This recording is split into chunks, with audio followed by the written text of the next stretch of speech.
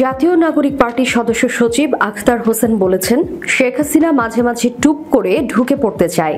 চাঁপাইনবাবগঞ্জের মানুষ বলে, শেখ হাসিনা বাংলাদেশে ঢুকুক, তাকে ধরে আম গাছের সঙ্গে বেঁধে গণহত্যার বিচার করা হবে। রোববার দুপুরে নবাবগঞ্জ সরকারি কলেজ চত্বরে আয়োজিত দেশব্যাপী জুলাই পদযাত্রার পথসভায় এসব কথা বলেন তিনি। আখতার হোসেন বলেন, বাংলাদেশের মানুষের উপর দীর্ঘ সময় ধরে এই আওয়ামী লীগ স্বৈরাচার নির্মম নির্যাতন করেছে। সেই নির্যাতনকে প্রশ্রয় দিয়ে দিল্লির সরকার সীমান্তবর্তী জেলাগুলোতে এমনকি চাঁপাইনবাবগঞ্জেও সীমান্তে মানুষদের গুলি করে হত্যা করেছে। তিনি আরও বলেন, দিল্লি না ঢাকা, এই স্লোগানটি সবচেয়ে বেশি ধারণ করে চাঁপাইনবাবগঞ্জের মানুষ।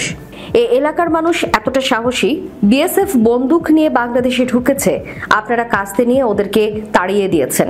বাংলাদেশের মানুষ নিজেদের মর্যাদা ও ঐতিহ্য নিয়ে বসবাস করবে। এতে ওই ভারত, আমেরিকা ও চীন কেউ আঙুল তুলে কথা বলার সাহস করবে না। আখতার হোসেন বলেন, চাঁপাইনবাবগঞ্জের মানুষ আঞ্চলিক বৈষম্যের শিকার। আপনারা দীর্ঘদিন ধরে আঞ্চলিক বৈষম্যের শিকার হয়ে এসেছেন, রাজনৈতিক বৈষম্যের শিকার হয়ে এসেছেন, কিন্তু নতুন বাংলাদেশে আমরা আর কোনো রাজনৈতিক বৈষম্য দেখতে চাই না।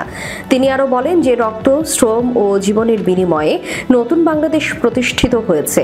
এই বাংলাদেশ আর পুরনো কায়দায় চলতে পারে না।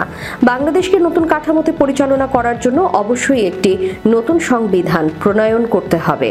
এনসিপির উত্তরাঞ্চলের মুখ্য সংগঠক সার্জিস আলমের সঞ্চালনায় সমাবেশে আরও বক্তব্য রাখেন আহ্বায়ক নাহিদ ইসলাম, এনসিপির কেন্দ্রীয় কমিটির সদস্য আসিফ মোস্তফা জামাল, চাঁপাইনবাবগঞ্জ জেলার প্রধান সমন্বয়কারী মোহাম্মদ আলাউল হক প্রমুখ।